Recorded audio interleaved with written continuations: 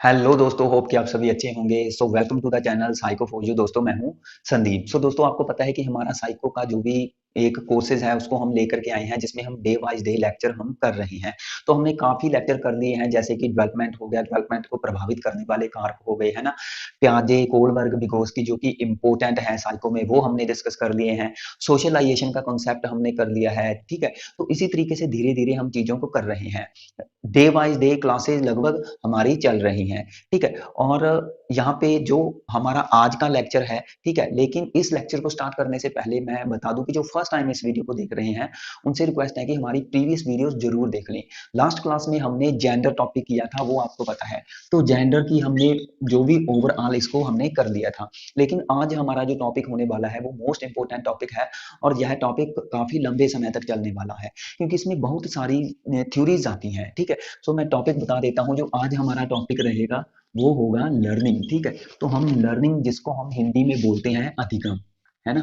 सो अधिगम आपने ये वर्ड सुना होगा, वैसे इसको नॉर्मली हम सीखना कह देते हैं, ठीक है। सो आज का हमारा ये टॉपिक होने वाला है। और इस टॉपिक में जितनी भी थ्योरीज हमारी आएंगी, जैसे कि आपको पता होगा कि लगभग जो व्यवहारवादी थे, बिहेवियरिज्म थे, जिन्होंने लर्निंग से रिलेटेड थ्योरीज दी थी, क्लासिकल कंडीशनिंग हो गया, operant conditioning, trial error learning, है ना।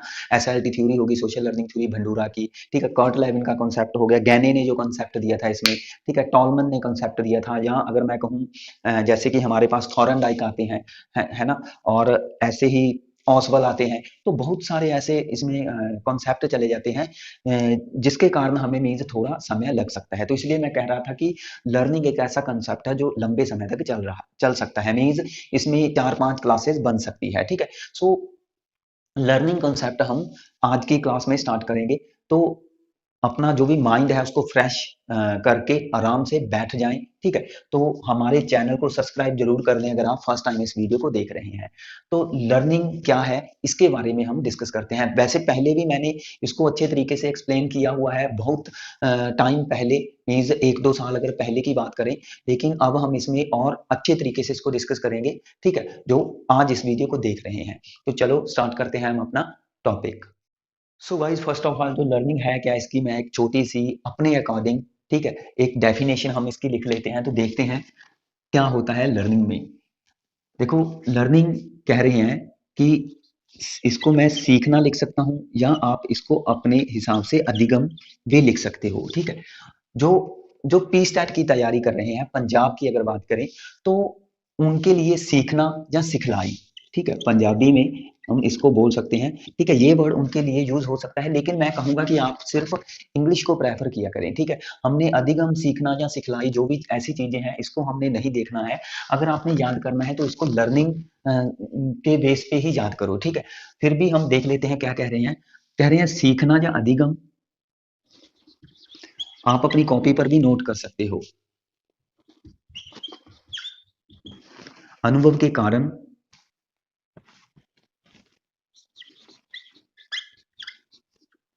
व्यवहारों में आया हुआ स्थायी परिवर्तन है। तो सिंपली हमने लिखा है कि जो सीखना है वह अनुभव के कारण, अनुभव मीन्स ये आपको पता है कि जो हमारे एक्सपीरियंस होते हैं, ठीक है। तो अनुभव के कारण जो हमारे बिहेव में चेंजेस आ रहे हैं, जिनको हमने कहा स्थायी रूप से, ठीक है। तो वो स्थायी परिवर्तन है, मीन्स वो क्या है, परमानेंट है, ठीक है। तो जो परमानेंट चेंजेस आ रहे हैं हमारे व्यवहारों में, उसको हम सीखना बोल सकते हैं, ठीक है। या हम इसको ये भी कह सकते हैं कि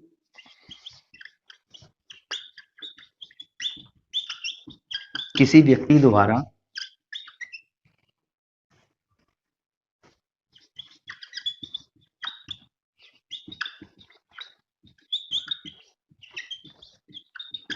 सक्रिय रूप से प्रतिक्रिया देना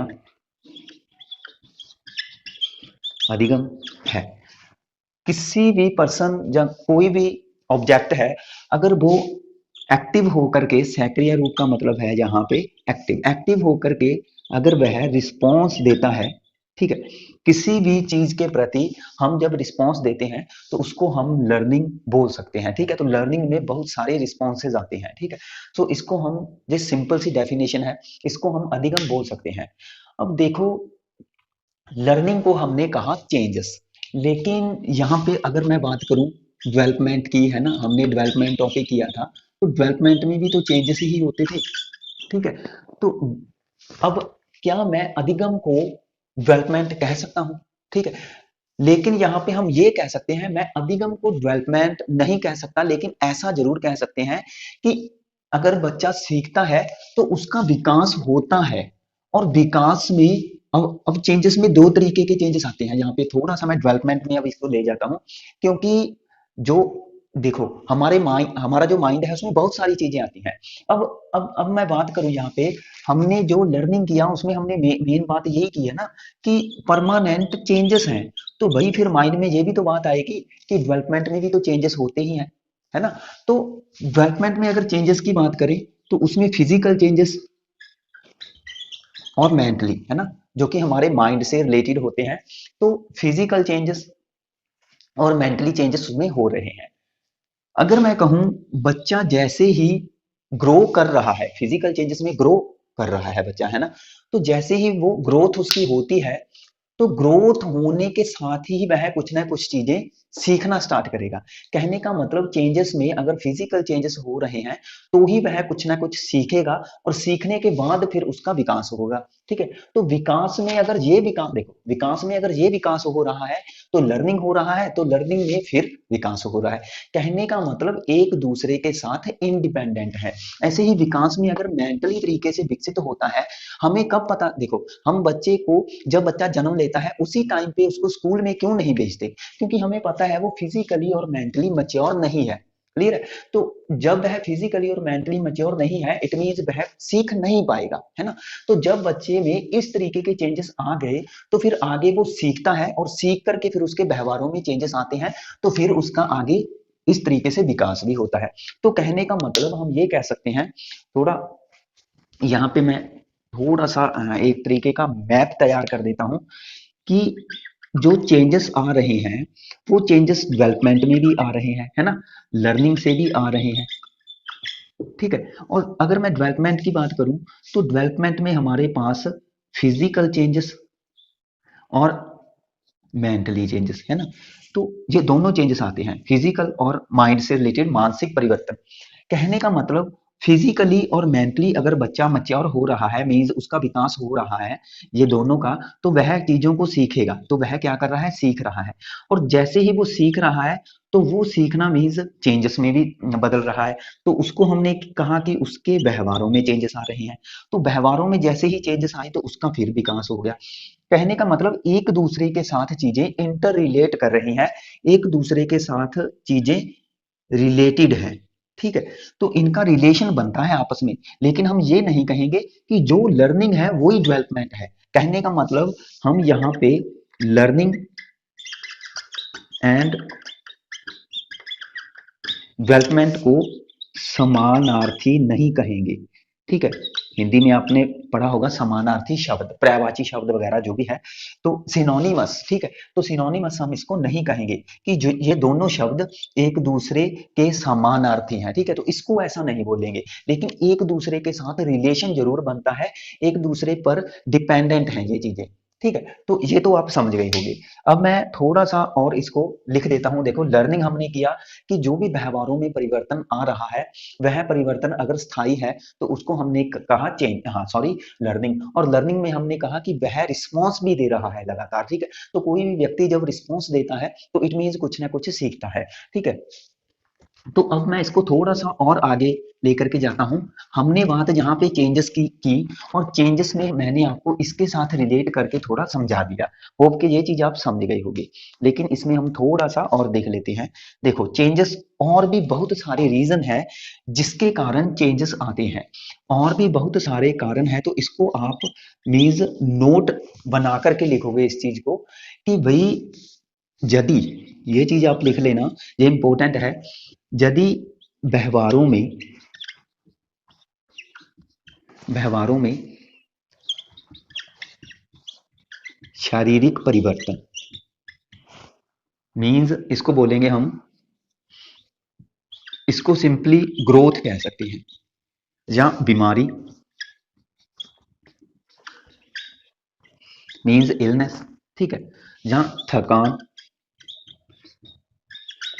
थक जाना, ठीक है, जहां हम कह सकते हैं किसी तरीके की चोट लगना, ठीक है, इंजरी हो जाना, जहां हम कह सकते हैं एक्सीडेंट, दुर्घटना, किसी तरीके की दुर्घटना।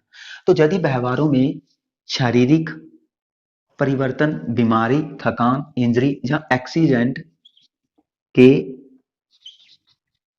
कारण परिवर्तन आए तो उसे अधिगम नहीं कहेंगे। ये सिंपल लाइन आप अपनी बुक पे लिख लो, आप अपनी कॉपी पे नोट कर लो कि देखो हमने चेंजेस पढ़ा, तो चेंजेस तो और बहुत सारी चीजें होती हैं जिसके कारण परिवर्तन आ जाते हैं, और वो परिवर्तन भी तो स्थायी रूप से ही होते हैं। जैसे कि बीमारी के कारण कई बार चेंजेस आ जाते हैं हमारी बॉडी, मीन्स उसमें कुछ ना कुछ विकार आ जाते हैं, ठीक है। एक्सीडेंट के कारण भी बहुत सारे चेंजेस आ जाते हैं हमारी बॉडी में, कुछ किसी तरीके की मीन्स एक चोट लग जाती है, गहरी चोट लग जाती है ना। तो ऐसी चीजों के कारण भी तो परिवर्तन आते हैं, चेंजेस होते हैं, तो उसको हम फिर अधिगम नहीं कहेंगे, क्योंकि इसमें किसी तरीके की डेवलपमेंट नहीं हुई है, इसमें विकास नहीं हुआ है। व्यवहारों में परिवर्तन जरूर आया है, लेकिन स्थायी रूप से भी आया है, लेकिन इसको हम अधिगम नहीं बोलेंगे, ठीक है। एक तो बात ये आ गई। दूसरी बात इसमें ये लिखोगे आप कि यहां पे हम ये लिख लेंगे, शारीरिक परिपक्वता, शारीरिक परिपक्वता के कारण आए हुए परिवर्तन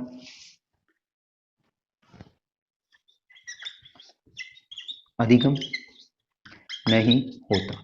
तो कुछ चेंजेस हमारे, जब हमारी बॉडी फिजिकली तरीके से परिपक्व होती है, मींस फिजिकली जो हम मच्योर होते हैं, फिजिकल मच्योर, तो उसके कारण जो चेंजेस आते हैं हमारी बॉडी में, उसको भी हम अधिगम नहीं कहेंगे। जैसे मैं यहाँ पे एग्जांपल दे देता हूँ कि जैसे कि हम लिख लेते हैं एग्जांपल में, ये इसके एग्जांपल हैं इस स्टेटमेंट के, सिंपली लिख सकते हो यहाँ पे उठना, बैठना, ठीक है, या हम कह सकते हैं चलना, चलना सीखना, या हम कह सकते हैं रेंगना, ठीक है, या हम यहाँ पे कह सकते हैं दौड़ना।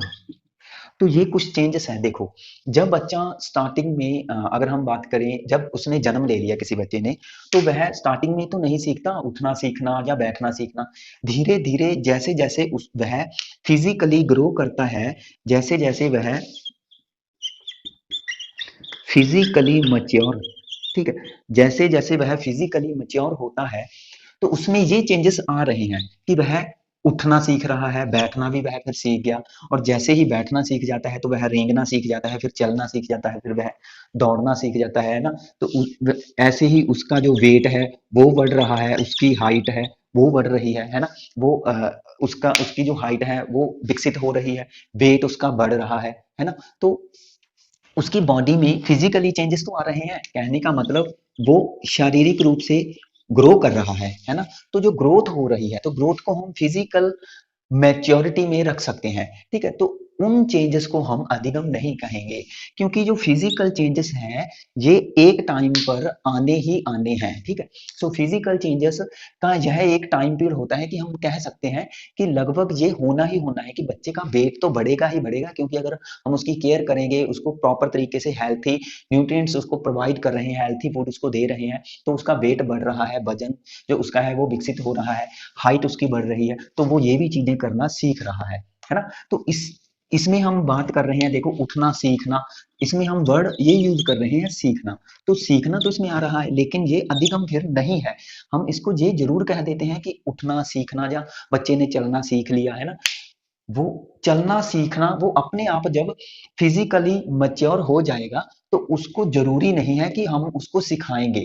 तो हम यहाँ पे कह सकते हैं कि अब फिजिकल मैच्योरिटी के लिए मीन्स मैच्योरिटी के लिए क्या चीजें जरूरी है और लर्निंग के लिए क्या चीजें जरूरी है, अब इसमें थोड़ा अंतर कर देंगे ताकि आप चीजों को अच्छे तरीके से समझ जाओ। ठीक है, बाकी होप कि जहां तक आप चीजें थोड़ी बहुत आपके माइंड में अब काफी चीजें चल रही होंगी कि इसको क्यों नहीं हमने, क्योंकि इसमें भी मैं कह रहा हूँ उठना सीखना, चलना सीखना, दौड़ना सीखना, तो इसको फिर हम सीखना क्यों नहीं कह सकते। ठीक है, तो इसको थोड़ा मैं और आगे समझा देता हूँ ताकि आप समझ जाओ। सो गाइस, हमने जहाँ पे चेंजेस को दो तरीकों में किया। एक तो जो हमने किया कि जो लर्निंग में चेंजेस आ रहे हैं, है ना, जो लर्निंग में चेंजेस आ रहे हैं। दूसरा हमने यहाँ पे किया जो फिजिकल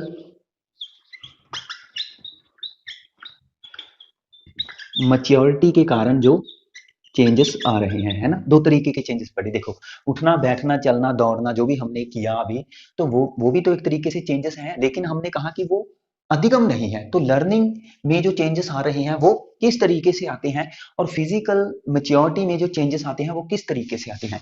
देखो, जो हम लर्निंग में जो चेंजेस आते हैं उसके लिए क्या चीज जरूरी है। तो फर्स्ट ऑफ ऑल देखो, उसके लिए लर्निंग के लिए इसका होना जरूरी है।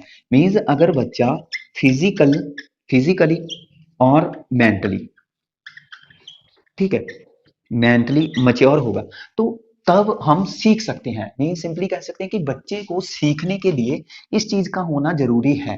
ठीक है, मीन्स इस चीज का होना जरूरी है और इसी के साथ साथ जो मेंटली मैच्योर है वो भी होना जरूरी है। मीन्स शारीरिक परिपक्वता भी और मानसिक परिपक्वता भी। ठीक है, ये दोनों होना जरूरी है और इसमें प्रैक्टिस आती है भाई, इसमें प्रैक्टिस आती है। ठीक है, फिजिकल मैच्योरिटी के लिए, ठीक है, हम कह सकते हैं कि यहाँ पे लर्निंग का होना जरूरी नहीं है, कि ऐसा नहीं है कि आप अगर सीखोगे तो ही फिजिकल मैच्योर होगे। ठीक है, तो इसमें लर्निंग का होना जरूरी नहीं है।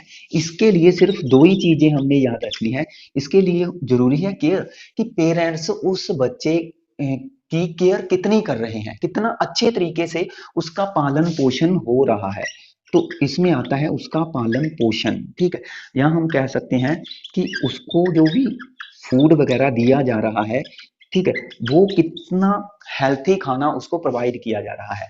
तो फिजिकल मैच्योरिटी या मेंटली तरीके से जो भी मैच्योर हो रहा है बच्चा, तो उसके लिए हम कह सकते हैं कि बच्चे की फैमिली में केयर कितनी की जा रही है। लेकिन जहां पे लर्निंग के लिए मैच्योरिटी का होना जरूरी है, ठीक है, तो देखो, कुछ परिवर्तन हमारी बॉडी में परिपक्वता के कारण आते हैं, जैसे कि ये परिवर्तन आ रहे हैं। ठीक है, तो कुछ परिवर्तन ऐसे होते हैं जो अपने आप ही आ जाते हैं। हमें पता है भाई बच्चा रेंगने लग जाएगा, वो चलने लग जाएगा। ठीक है, तो ये चीजें उनको सिखाने की जरूरत ही नहीं है। आप ऐसा नहीं है कि ये चीजें उनको सिखाते हो। ठीक है, ये अपने आप ऑटोमेटिकली उसकी बॉडी में जैसे ही मैच्योरिटी आती है वो हो जाती हैं ये चीजें। ठीक है, लेकिन लर्निंग के लिए प्रैक्टिस का होना जरूरी है। यहाँ पे मैं कह सकता हूँ कि मोटिवेशन का होना जरूरी है। ठीक है, लर्निंग के लिए यहाँ पे और भी लिख सकते हैं, रेडीनेस का होना जरूरी है। ठीक है, वह मीन्स प्रॉपर तरीके से उसके माइंड में, मीन्स हम कह सकते हैं कि वो तैयार हो, इच्छुक हो। ठीक है, तो तैयार होना जरूरी है किसी भी कार्य को सीखने के लिए। ठीक, रेडीनेस हम ये चीजें कह सकते हैं इसमें।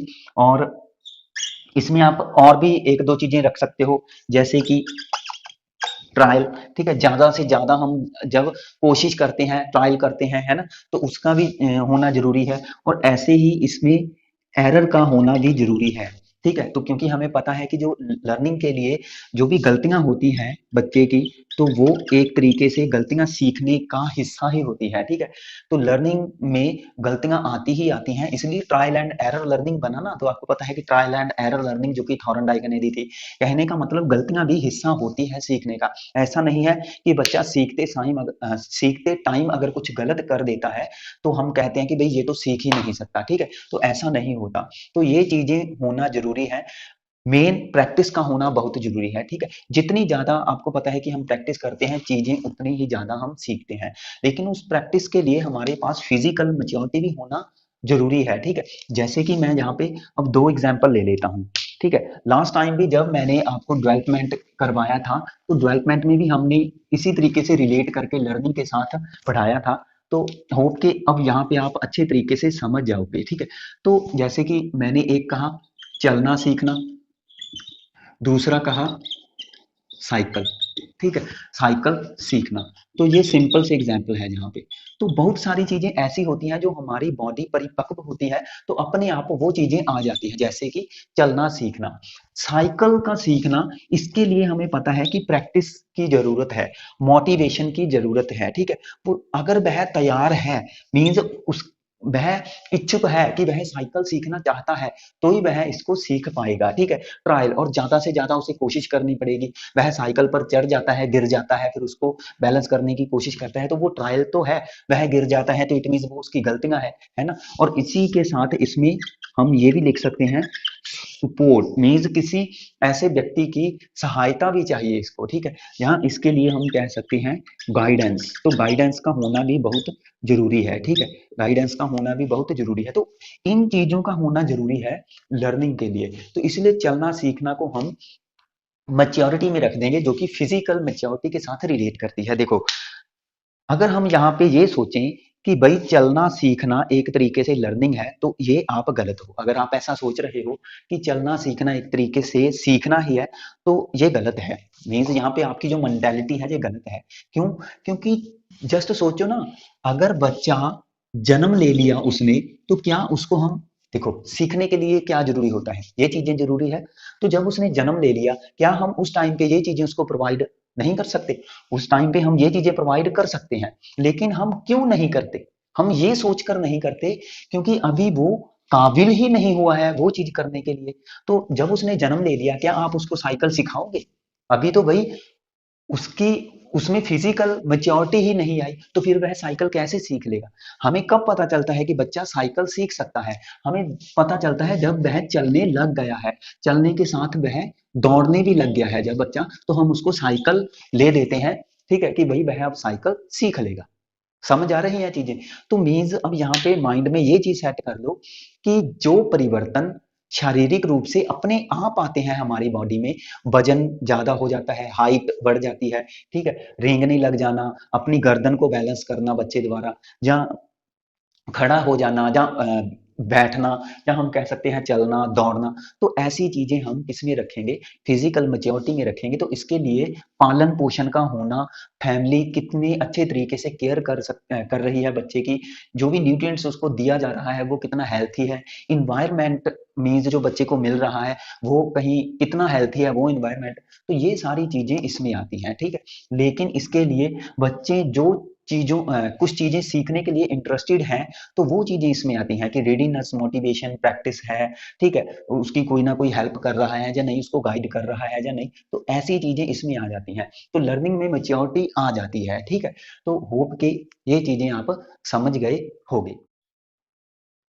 सो गाइज, हमने लर्निंग और जो मेच्योरिटी है तो उसमें जो भी एक रिलेशन बन रहा था चेंजेस को लेकर के, वो भी हमने क्लियर कर दिया है, ठीक है। सो यहाँ पे हमारे पास कुछ डेफिनेशंस हैं। कई बार डेफिनेशंस डायरेक्टली वो बोल देते हैं पेपर में, है ना, तो इसको थोड़ा देख लेते हैं। देखो, जो क्रो एंड क्रो है, इन्होंने ये कहा था कि लर्निंग है क्या, लर्निंग से रिलेटेड जो भी अलग अलग डेफिनेशन दी है, तो क्रो एंड क्रो कहते थे कि आत्म ज्ञान व अभिवृत्तियों को अर्जित करना, मीन्स जो भी मीन्स मीन्स हम किसी चीज के हैबिचुअल हो जाते हैं, आदी हो जाते हैं, ठीक है। तो हम जब किसी चीज के हैबिचुअल हो जाते हैं, हम में हैबिट्स आ जाती हैं, जहाँ हम नॉलेजेबल हो जाते हैं किसी चीज के प्रति, और अभिवृत्तियां मीन्स जो भी हम कुछ ना कुछ, हम कह सकते हैं एटीट्यूड, ठीक है, जो हम कुछ ना कुछ एटीट्यूड सीख रहे हैं, तो उसको एक्वायर करना ही क्या है? अधिगम है। सो अर्जित करना मतलब कि एक्वायर करना, ठीक है, तो इसको एक्विजिशन में हम रखते हैं। वुडवर्थ के अकॉर्डिंग कह रहे हैं नवीन ज्ञान मीन्स नए तरीके की नॉलेज, न्यू नॉलेज, ठीक है। और न्यू नॉलेज, और कह रहे हैं नवीन प्रतिक्रियाओं को प्राप्त करना, मीन्स यहाँ पे जो हम अपने व्यवहार में नए तरीके की नॉलेज को गेन करते हैं, ठीक है, जहाँ नए तरीके की नॉलेज को लेकर के आते हैं और नए रिस्पॉन्सेज लेकर के आते हैं, ठीक है, इसको कहते हैं हम रिस्पॉन्सेज, ठीक है। तो जो हम रिस्पॉन्स लेकर के आते हैं अपने व्यवहार में, उसको हम अधिगम बोलेंगे वुडवर्थ के अकॉर्डिंग। गिलफोर्ड जो कि एक ऐसे पर्सन थे जिन्होंने इंटेलिजेंसी का कॉन्सेप्ट दिया था, ठीक है, इन्होंने three three D structure provide की थी, थ्री डिमेंशनल थ्योरी दी थी इंटेलिजेंसी में। तो उन्होंने कहा था व्यवहारों के परिणाम स्वरूप व्यवहारों में ही परिवर्तन आना, मीन्स जो हम इन्वायरमेंट में अपनी सोसाइटी में जो व्यवहार हम करते हैं, जो व्यवहार जो जिस तरीके का बिहेव हमने कर दिया, ठीक है, तो उस बिहेव के दौरान जो भी हमारे बिहेव में चेंजेस आ रहे हैं ना, तो उसको हम अधिगम बोलेंगे। कहने का मतलब, अब यहाँ पे गिलफोर्ड एक ऐसे व्यक्ति थे जो ये मानते थे कि व्यवहारों के आधार पे ही हमारे व्यवहारों में चेंजेस आ रहा है, जो कि लर्निंग है, क्लियर है। और स्किनर जो जिन्होंने ओपरेंट कंडीशनिंग थ्योरी दी थी लर्निंग में ही, सो वे मानते थे कि अधिगम व्यवहारों में अनुकूल करने की प्रक्रिया है। कहने का मतलब कि अधिगम एक ऐसी चीज है जिसके माध्यम से हम अडॉप्ट कर सकते हैं अपनी बिहेव को, ठीक है। तो अनुकूल करना मीन्स अडप्टेशन, ठीक है। तो इसमें हम क्या कर सकते हैं, अपने व्यवहारों को सीख सकते हैं एक तरीके से। तो उसको हमने प्रोसेस कहा अधिगम की, जिसमें हम अपनी बिहेव को अडॉप्ट करते हैं, ठीक है। तो अडॉप्ट करना मीन्स अपना लेना, क्लियर है। तो ये सर स्किनर ने कहा था। तो ये कुछ डेफिनेशंस थी, तो इसको आप अपनी कॉपी पे नोट कर देना। आगे हम और देखते हैं। सो गाइज, अधिगम के बारे में हमने किया, मैच्योरिटी के बारे में किया हमने। सो यहाँ पे एक बात आप और नोट कर लोगे, हमने जो भी मैच्योरिटी पढ़ी थी, ये एक तरीके के परिवर्तन ही होते हैं, लेकिन मैच्योरिटी का जो सिद्धांत था, ये आप अपनी कॉपी पर लिख लो। मैच्योरिटी का सिद्धांत दिया एर्नोल्ड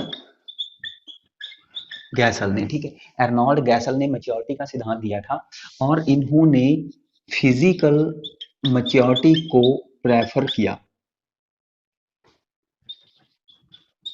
इन्होंने फिजिकल मैच्योरिटी को प्रेफरेंस दी, मींस इन्होंने मेन फैक्टर किसको माना, फिजिकल मैच्योरिटी को, कि फिजिकल मैच्योरिटी का होना जरूरी है, किसके लिए, मेंटली मैच्योरिटी के लिए, ठीक है।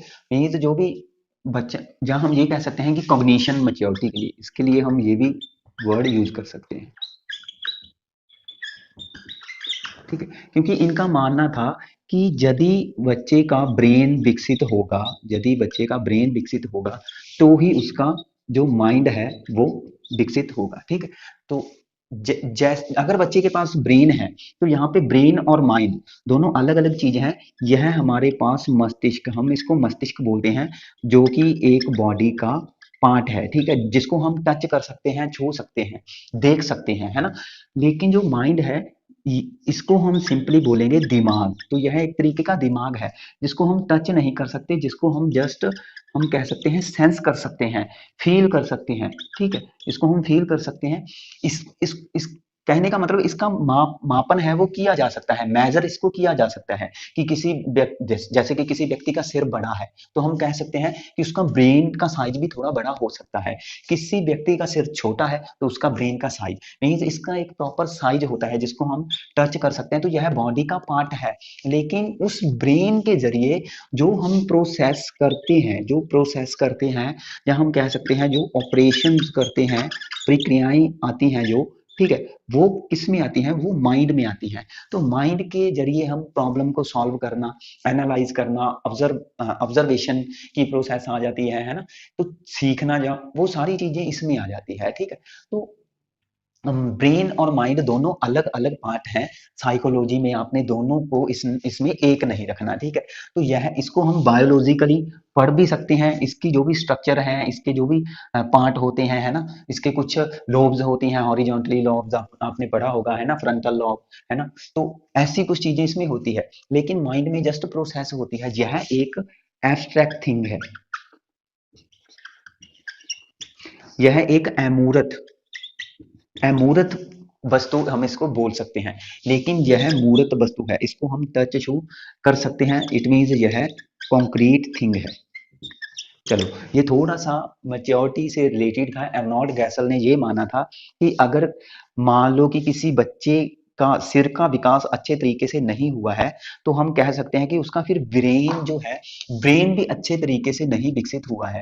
तो इट मीन्स फिर वह जो माइंड से प्रोसेस करेगा, तो वो भी उसमें थोड़ी कम हो सकती है, मीन्स वह मंद बुद्धि हो सकता है। क्लियर है? तो ये तो था मैच्योरिटी। अब हम यहाँ पे जो लर्निंग के कुछ करैक्टर हैं वो देख लेते हैं। देखो हमने लर्निंग पढ़ा है ना, तो उसकी कुछ फिर विशेषताएं तो बनेगी ही कि लर्निंग में अब क्या कुछ चीजें आती हैं। ठीक है, तो हम इसके कैरेक्टराइजेशन देख लेते हैं।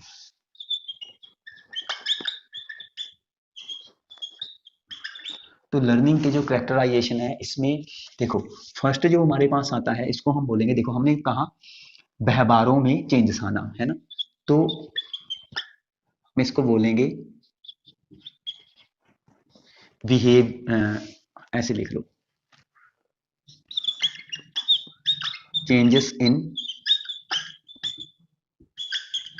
बिहेव। ठीक है, व्यवहारों में चेंजेस आना। सेकंड आप लिख लो इसको,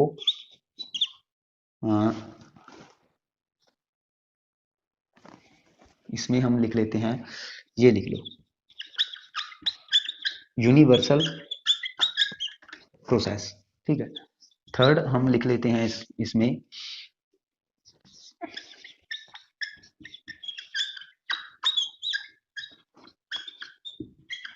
डेवलपमेंट ओरिएंटेशन, और फोर्थ हम लिख लेंगे कंटिन्यू प्रोसेस। फाइव आप इसको ऐसे भी लिख सकते हो, life long process.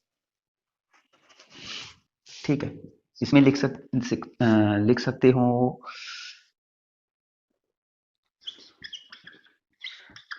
Trial and practice, involvement. ठीक है,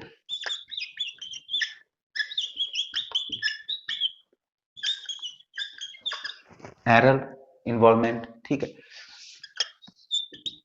तो ऐसी चीजें इसमें लिख सकते हो, या हम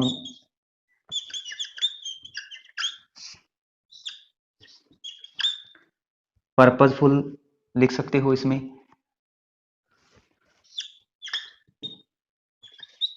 या एम भी लिख सकते हो। ठीक है, एम तक पहुंचना, इस तरीके से आप यहाँ पे ये देखो, इसके कुछ गुण बन गए, विशेषताएं बन गई, करैक्टर बन गए। देखो हमने कहा व्यवहारों में परिवर्तन जो हमने कर दिया, जो कि परमानेंटली होते हैं। ठीक है, यूनिवर्सल प्रोसेस, तो यूनिवर्सल का मतलब है कि भाई सार्वभौमिक। सार्वभौमिक का मतलब है कि लर्निंग में जिस तरीके से, मींस किसी भी एक कंट्री के बच्चे सीख रहे हैं उसी तरीके से दूसरी कंट्री के, मींस यूनिवर्सल है। मींस ऑल ओवर जो भी हम लर्निंग में पढ़ रहे हैं, व्यवहारों में चेंजेस, वो ऑल ओवर सभी बच्चों में एक समान ही होते हैं। ठीक है, सो इसलिए इसको यूनिवर्सल कहा है कि सभी किसी भी तरीके का बच्चा हो तो वो सीखता ही सीखता है, लर्निंग उसमें होती ही होती है। ठीक है, डेवलपमेंट ओरिएंटेशन मतलब कि विकास की ओर। ठीक है, तो जैसे ही बच्चा सीखेगा तो उसका विकास होगा, कहने का मतलब लर्निंग विकास की ओर जाता है। हम ये कह सकते हैं कि लर्निंग है जो वो विकास की ओर जाता है। ठीक है, कंटिन्यू प्रोसेस समझ सकते हो कि यह एक लंबे समय तक चलने वाली प्रोसेस है, हम लगातार सीखते जाते हैं। इसमें ट्रायल्स होती हैं, प्रैक्टिस होती हैं, ये भी आपको पता है ना। एरर इन्वॉल्वमेंट आ गई, मीन्स गलतियां भी होती हैं। यह एक उद्देश्यपूर्ण होता है कि हम किसी न किसी उद्देश्य के लिए सीखते हैं। अगर आप मेरी वीडियोस को देख रहे हो तो कोई ना कोई आपका उद्देश्य होना चाहिए कि आप किसी तरीके का जो भी एग्जाम है वो उसको प्रिपेयर कर रहे हो, है ना। तो वो एक तरीके का आपका पर्पज है, तो ही आप इसमें कुछ सीखना चाहते हो ना, कि कुछ सीखें और किसी तरीके का जो भी पेपर है आपका, स्टेट लेवल का पेपर है ना, तो उसको हम करके आए, है ना। तो हमारा एक पर्पज होता है सीखने का। ठीक है, तो ऐसे ही इसमें और भी बहुत मीन्स हम गुण ले सकते हैं कि मोटिवेशन भी होनी चाहिए। अगर मोटिवेशन नहीं है तो वो जैसे जैसे हम कॉन्सेप्ट करते जाएंगे, थ्योरीज करते जाएंगे, चीजों को हम और समझते जाएंगे। तो एक जो लर्निंग का ओवरव्यू था वो हमने आपको प्रोवाइड कर दिया है। आगे हम और देख लेते हैं। तो यहाँ पे हम करते हैं अब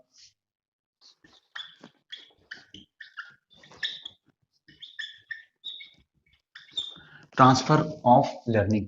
देखो ट्रांसफर ऑफ लर्निंग का मतलब ये है कि जो हम सीख रहे हैं, ये भी एक तरीके का उसका गुण है कि जो हम सीख जाते हैं तो जो हमारा सीखना होता है, तो सीखने में हम देखो बहुत सारी चीजें सीखते हैं, एक्सपीरियंस सीख गए, ठीक है, उसमें बहुत सारी डिस्कवरी हो गई है ना, बहुत सारी एक्सप्लोरेशन हो गई। तो उन चीजों का जो भी हमने सीख लिया है, तो उसका आगे जो हमारा फ्यूचर होगा उसमें हम उसको सीखने को भेज सकते हैं या नहीं। मीन्स अधिगम को एक सिचुएशन से दूसरी सिचुएशन में अप्लाई कर सकते हैं या नहीं, तो उसको बोलते हैं हम ट्रांसफर। मीन्स लर्निंग का ट्रांसफर होना, ठीक है। तो लर्निंग का ट्रांसफर, इसमें हम लर्निंग का ट्रांसफर हम पढ़ेंगे, यह मेनली 3 वे से होता है, ठीक है। इसमें 3 वे आते हैं, ठीक है। तो इसमें फर्स्ट है पॉजिटिव ट्रांसफर ऑफ लर्निंग।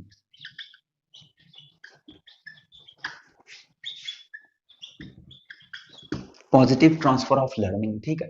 सीख या अधिगम का सकारात्मक स्थानांतरण, इसको हिंदी में बोलते हैं हम।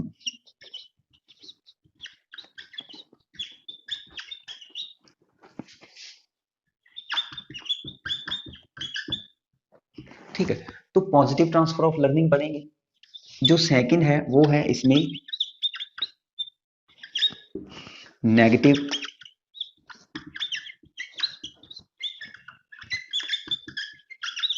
Negative transfer of learning. Means अधिगम का नकारात्मक स्थानांतरण। जो थर्ड हम इसमें पढ़ने वाले हैं वो है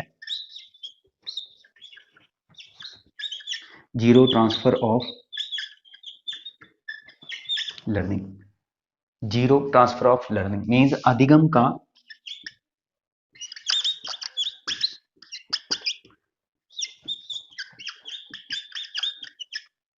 शून्यात्मक। ये हिंदी में है, आपकी इच्छा है लिखना हो तो लिख लो, अदरवाइज इंग्लिश में याद रखना, ठीक है। तो positive transfer of learning means positive, negative और जीरो, इसमें 3 चीजें याद रखना। ट्रांसफर जो हो रही है लर्निंग की, वो 3 तरीकों से हो रही है, पॉजिटिव, नेगेटिव और जीरो, ठीक है। इसमें जो पॉजिटिव ट्रांसफर ऑफ लर्निंग है, इसका इसमें क्या चीज आती है, अब मैं इसको इरेज कर देता हूं क्योंकि इसमें हम डिफाइन करेंगे इसको। तो पॉजिटिव ट्रांसफर ऑफ लर्निंग में हम लिखेंगे, इसमें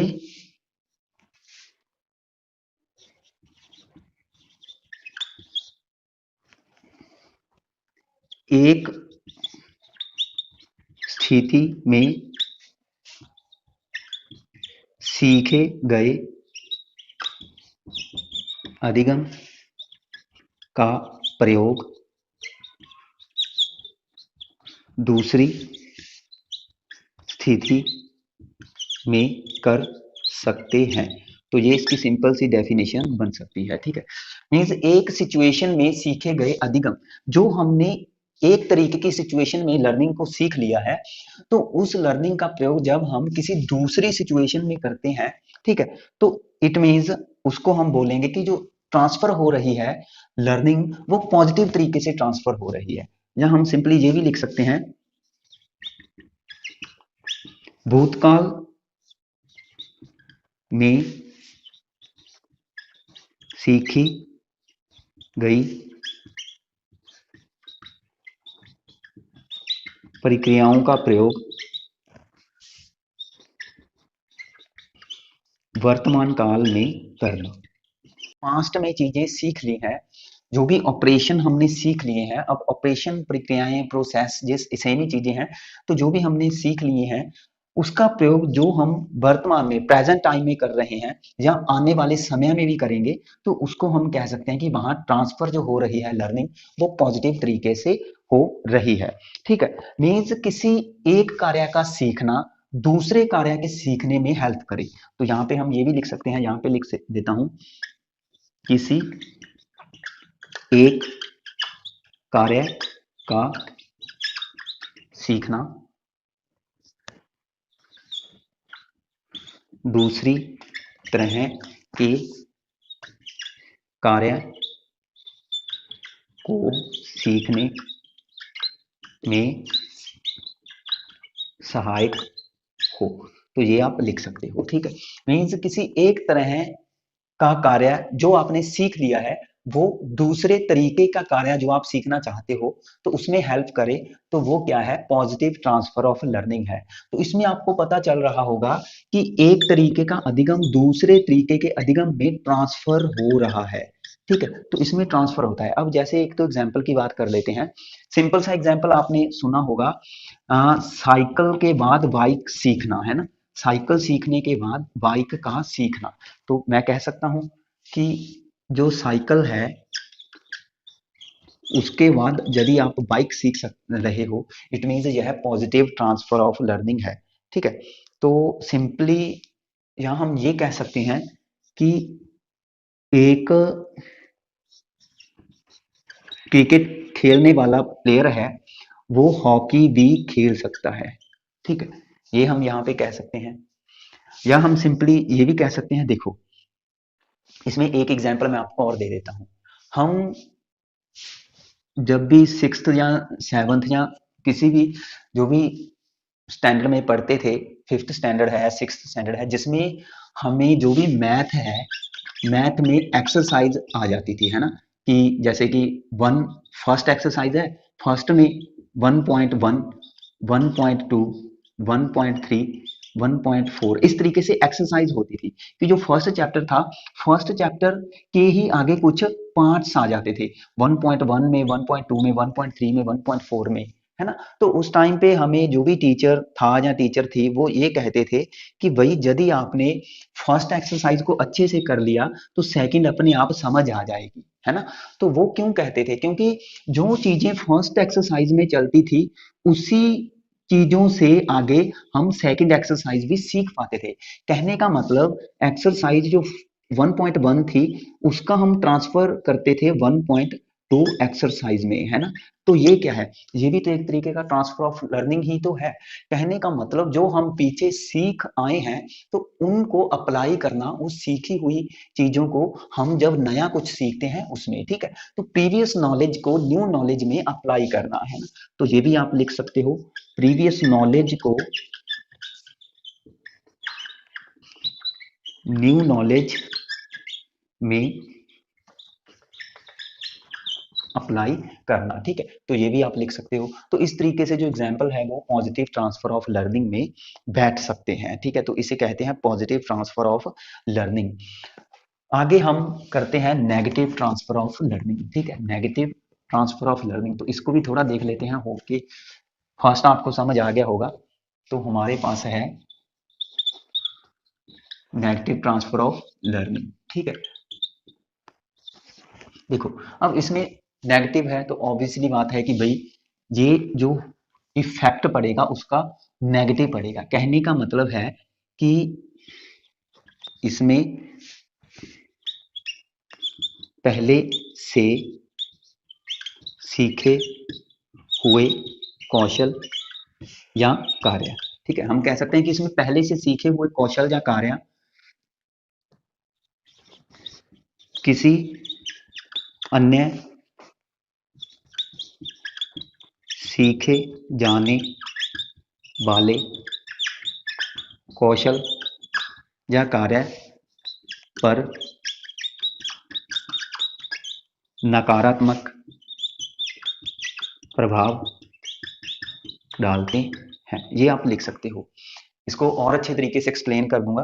पहले हमने ये लिखा कि भाई इसमें पहले से सीखे हुए कौशल मीन्स जो हम स्टार्टिंग में पहले ही मीन्स हमारा प्रीवियस स्किल या कोई भी हमारा प्रीवियस नॉलेज होती है, तो उस नॉलेज, वो जो नॉलेज होती है वह मीन्स नेगेटिव तरीके से इफेक्ट करती है, नेगेटिव तरीके का प्रभाव डालती है किसी अन्य तरीके का जो कार्य हमने सीखना होता है। तो जो कुछ नया सीखना होता है कौशल या कार्य, ठीक है, उस पर यह बुरा प्रभाव डालती है।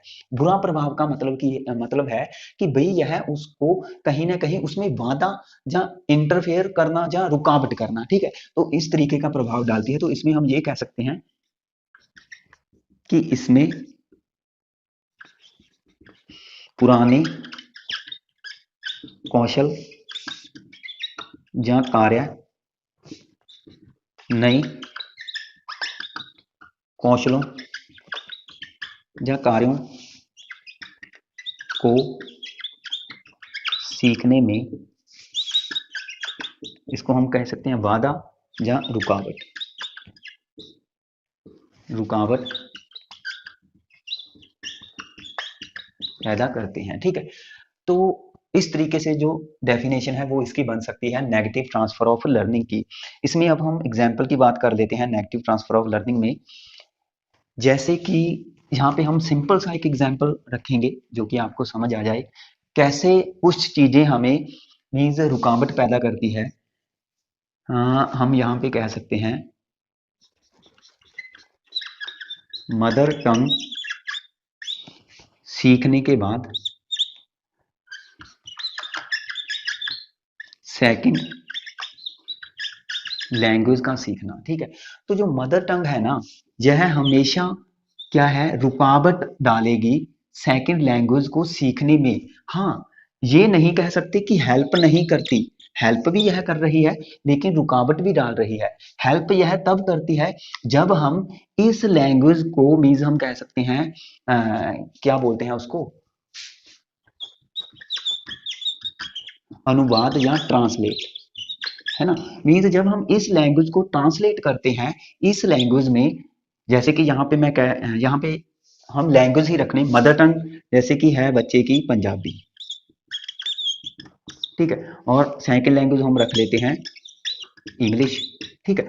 तो अगर हम इंग्लिश को ट्रांसलेट करके पंजाबी में समझाते हैं बच्चे को तो वो चीजें समझ जाते हैं। लेकिन जैसे भी अगर एक बच्चा इंग्लिश बोलेगा या सिंपली अगर हिंदी बोलेगा तो ये लैंग्वेज उसमें झलकेगी। झलकेगा मतलब रिफ्लेक्ट होना, ये लैंग्वेज रिफ्लेक्ट होगी।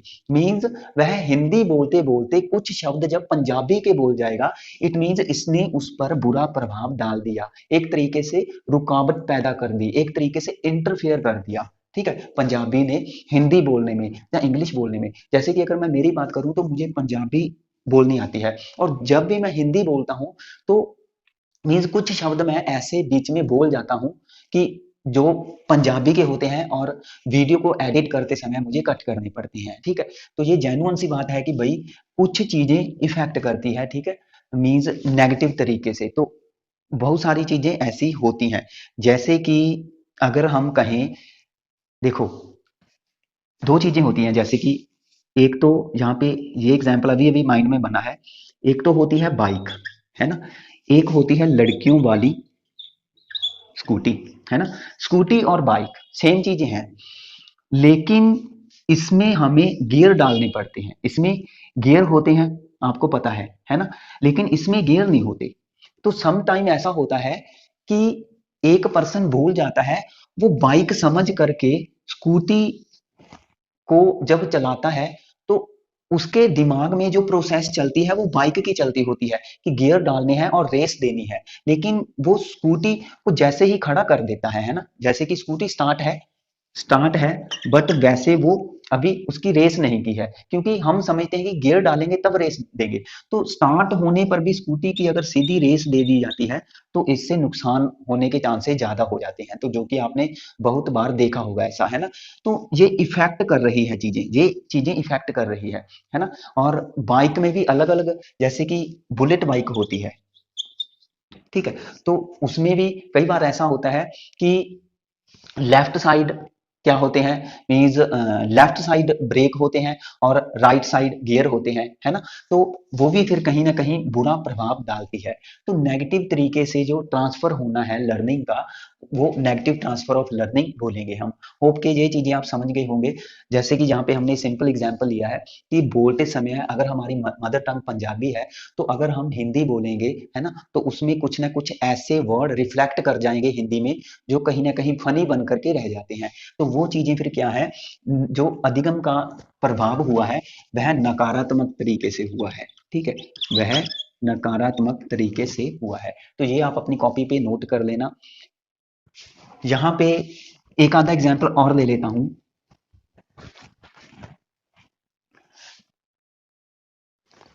यहाँ पे हमारे पास देखो, अभी हमने पीछे एक एग्जाम्पल लिया कि क्रिकेट खेलने वाला हॉकी खेल सकता है, लेकिन यहाँ पे अगर मैं कहूं कि क्रिकेट खेलने वाला जो फुटबॉल है, या हम ये कह सकते हैं कि ऐसे ले लो कि जो वॉलीबॉल खेलने वाला पर्सन जो फुटबॉल खेलेगा तो उसको थोड़ी प्रॉब्लम आ सकती है, क्योंकि फुटबॉल के लिए हमें फुटबॉल को किक करना पड़ता है, लेकिन वॉलीबॉल में हम जो भी बॉल होती है उसको गोल करने के लिए किक करने की जरूरत नहीं होती है ना। इसमें गोल करने के लिए किक करना पड़ता है, मीन्स हम अपने पैरों का यूज कर रहे हैं, और वॉलीबॉल में हम अपने हाथों का यूज करते हैं, है ना। तो ये चीजें क्या कर सकती हैं, रिफ्लेक्ट कर सकती हैं कि एक वॉलीबॉल खेलने वाला जो पर्सन है, अगर वह फुटबॉल खेलेगा तो खेलते खेलते क्या कर जाएगा, वह अपना हैंड भी यूज कर सकता है, जिससे कि फाउल हो सकता है ना। तो ऐसी चीजें क्या है, नेगेटिव ट्रांसफर ऑफ लर्निंग में आएंगी। होप के आप समझ गए होंगे। आगे हम जो हमारा इसमें नेक्स्ट आता है वो है जीरो ट्रांसफर ऑफ लर्निंग। ठीक है, जीरो ट्रांसफर ऑफ लर्निंग हम इसको देख लेते हैं।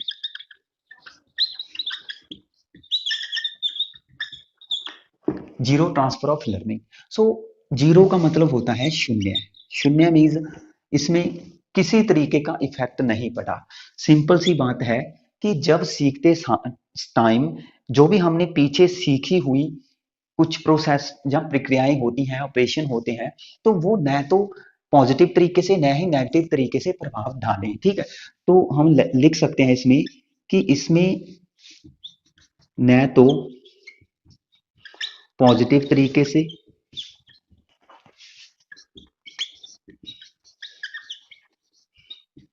न ही नेगेटिव तरीके से प्रभाव पड़ता है। जो भी हमने प्रीवियस नॉलेज स्किल या जो भी हमने वर्क किसी भी तरीके का सीख रखा है, तो उसका जो प्रभाव है, उसका इफेक्ट है, वो न तो पॉजिटिव तरीके से होता है न ही नेगेटिव तरीके से होता है। तो ये जीरो ट्रांसफर ऑफ लर्निंग है। ठीक है, इसे न्यूट्रल भी बोल देते हैं, न्यूट्रल ट्रांसफर ऑफ लर्निंग। ठीक है, तो इसे न्यूट्रल ट्रांसफर ऑफ लर्निंग भी बोल देते हैं। तो ये आप देख लेना, क्लियर है। तो इसमें हम सिंपली एक आधा एग्जांपल ऐसा ले सकते हैं, जैसे कि अगर मैं बात करूं यहाँ पे, देखो हम यहाँ पे रख लेते हैं, एक तो सब्जेक्ट होता है एसएसटी, जिसमें आपको हिस्ट्री, जियोग्राफी, है ना, जहाँ पॉलिटिकल साइंस, ठीक है, ऐसा पढ़ना पड़ता है। और एक सब्जेक्ट होता है साइंस का, ठीक है, जिसमें आपको हम कह सकते हैं कि बायोलॉजी, केमिस्ट्री या फिजिक्स पढ़ना पड़ता है ना। तो मैं कह सकता हूँ कि जो एसएसटी पढ़ने वाला पर्सन है, तो वो कहीं ना कहीं साइंस भी सीख भी सकता है और नहीं भी सीख सकता, वो उसके डिपेंड करता है। कहने का मतलब इस चीज की रिफ्लेक्शन इसमें नहीं होगी और ना ही इस चीज की रिफ्लेक्शन इसमें नहीं होगी। ठीक है, तो ये एक तरीके का जीरो ट्रांसफर ऑफ लर्निंग है, क्लियर है। तो मीन्स जो भी उसने साइंस में सीखा है, तो उसका प्रभाव इस पर नहीं पड़ेगा, न तो पॉजिटिव तरीके से न ही नेगेटिव तरीके से, क्लियर है। तो ये होता है जीरो ट्रांसफर ऑफ लर्निंग। ठीक है, so zero transfer of learning में जो भी प्रीवियस नॉलेज स्किल है, उसका इफेक्ट न तो पॉजिटिव न नेगेटिव होता है, तो उसको जीरो ट्रांसफर ऑफ लर्निंग बोलते हैं। ठीक है, सो ये हमारे पास गाइस आज की वीडियो थी। अगर आपको वीडियो अच्छी लगी तो प्लीज कमेंट करें, वीडियो को लाइक करें, हमारे चैनल को सब्सक्राइब करें, बेल आइकन को जरूर प्रेस करें ताकि वीडियो की नोटिफिकेशन आपको मिल जाए। जो फर्स्ट टाइम इस वीडियो को देख रहे हैं, उनसे रिक्वेस्ट है कि प्रीवियस वीडियो जरूर देख लें हमारी। ठीक है, सो इसी वे से हम चलते जाएंगे। सो लर्निंग हमने स्टार्ट कर लिया है, लर्निंग में ट्रांसफर ऑफ लर्निंग हमने कर दिया है। अगर फिर भी कुछ इसमें रहेगा तो हम आगे की क्लासेस में इसमें देख लेंगे, और हमारी जो थ्योरीज हैं अब वो लगातार चलेंगी। सो प्लीज चैनल के साथ बने रहना। Thanks for watching. Click on the give icon to subscribe us. Please subscribe us for more updates. Click on the give icon to subscribe us. Please subscribe us.